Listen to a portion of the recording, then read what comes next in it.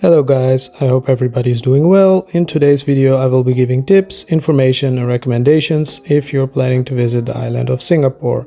So without further ado, let's jump right into it. Before arriving in Singapore, find out if you need a visa.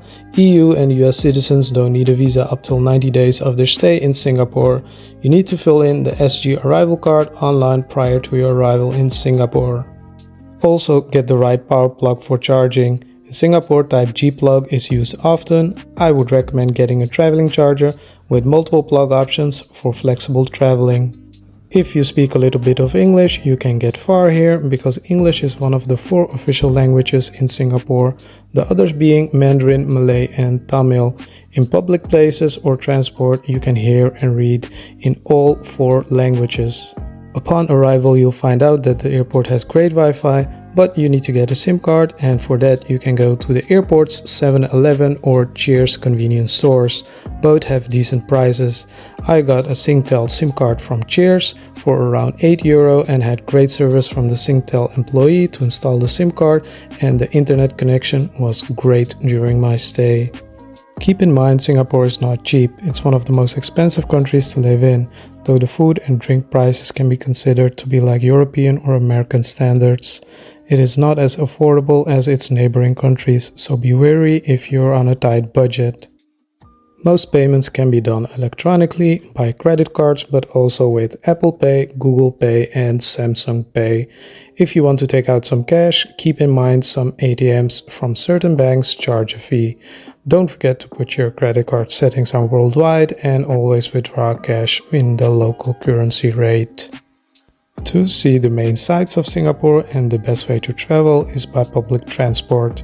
The well-connected MRT is mostly sufficient, but some buses can be beneficial as well to certain locations. It's easy to pay for public transport just by scanning your phone, watch or card. If for some reason you don't have any of the mentioned options and you need access to lots of public transport rides, I would recommend getting a tourist pass, depending on your duration and activities, for 1, 2 or 3 days. Keep in mind, for instance, you're getting a tourist pass for 3 days, it's not for 72 hours. The same day you buy it will count as one full day. Other travel option is the EZ Link card. The ride app Grab is also active in Singapore, but is in my opinion not that cheap. Singapore is located nearby the equator, so it's warm and humid all year round, so keep in mind to bring the proper clothes for it. Also an umbrella for some rain and some sunscreen for the sunny days. Surprisingly, Singapore has a low mosquito population through the term mosquito breeding. Male mosquitoes are infected with the Wolbachia bacteria and then set free to prevent breeding between mosquitoes. I'm prone to many mosquito bites wherever I go, and during my stay in Singapore I didn't even get one bite, nor did I see a mosquito. But if you want to stay on the safe side, bring mosquito repellent. As a Muslim, it was nice to see many halal food options in Singapore. Most of the major fast food branches here are halal. Besides that, in most food hawker centers, there are halal food sections with mostly Indonesian, Malay, Indian or even Chinese options. I mostly enjoyed the Indonesian and Malay cuisine. You can find also great Arabian cuisine in the Arabian Quarter and affordable Indian options in Little India. Singapore is famous with travelers for the cheapest Michelin star restaurants. Sadly, these aren't halal, but you do have a few Bib Gourmand Michelin star restaurant options that are halal, like Bismillah Biryani, Pondok Makan and HJH Maimuna. I found Singapore to be Muslim friendly with great hospitality and tolerance towards Muslims. No surprise, considering it's a melting pot of many cultures and religions for many centuries.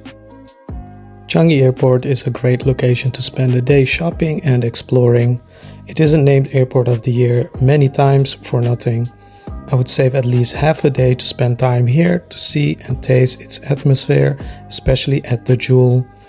I went during daytime, but I heard during nighttime the Jewel area is great as well, with an amazing lighting of the rain vortex. Singapore is an ideal place to travel from towards destinations in Southeast Asia. Certain airlines like AirAsia and Scoot offer cheap flights to locations in Malaysia and nearby countries such as Indonesia, Thailand and Vietnam. As mentioned in my previous video, when transiting in Changi Airport from 5.5 up to 24 hours, don't forget to register online to get a free tour of Changi and the sightseeing of 2 landmarks by bus in Singapore. Accommodations are definitely not cheap in Singapore. My wife and I got lucky to get a big discount from Holiday Inn locations Clarke Quay and Ketong.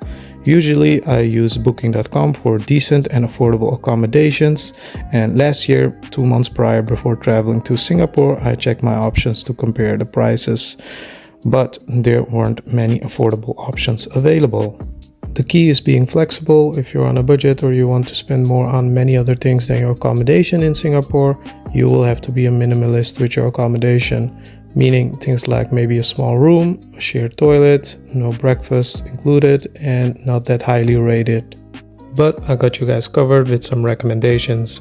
I took a room for a couple as example with location in the downtown area districts and found 3 budget options for a couple below €250 for 4 nights with a shared bathroom with reasonable ratings. It's not everyone's cup of tea, but I would rather stay little as possible in the accommodation and spend more time and money discovering Singapore. These were the criteria I searched the accommodations with.